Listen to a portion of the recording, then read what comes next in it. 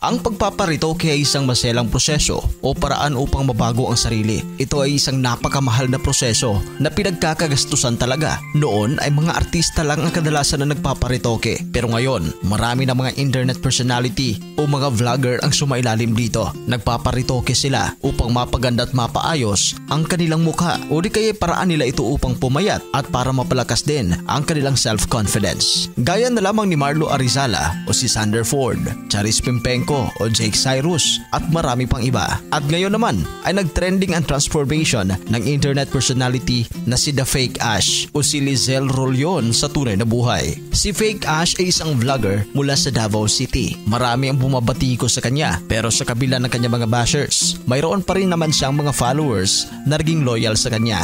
Kadalasan sa mga kritiko nito ay binabash ang kanyang sariling opinyon at tinatarget ang kanyang pagmumukha.